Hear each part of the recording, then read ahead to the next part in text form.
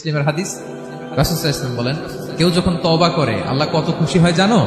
ওই ব্যক্তির চাইতে আল্লাহ বেশি খুশি হয়ে যায় যে ব্যক্তি মরুভূমিতে সফরে বেরিয়েছে, সাথে তার বাহন বা উট, ওই উটের মধ্যেই তার পানি বা খাবার, হঠাৎ করে উটটা হারায় গেছে, ওট খোঁজার পায় না, দৌড়াতে দৌড়াতে হয়রান, কত দৌড়াবে, ধুধু মরু প্রান্ত, কয়েক ঘন্টা দৌড়ালেই তো সে তৃষ্ণার্ত হয়ে মারা যাবে। দৌড়াতে দৌড়াতে হঠাৎ একটা গাছের সন্ধান পেল, গাছের নিচে যে এত ক্লান্ত, তৃষ্ণার্ত, হাঁপাতে হাঁপাতে ঘুমায় গেছে।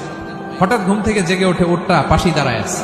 সে ঘুম থেকে উঠে তাড়াতাড়ি করে রশি ধরে ফেলছে। উঠের রশি ধরে বেচারা এত খুশি যে খুশির চোটে বলতে আরম্ভ করছে, আল্লাহুম্মা আনতা আবদি ওয়া আনা রাব্বুক। আল্লাহ, তুমি আমার গোলাম, আমি তোমার রব।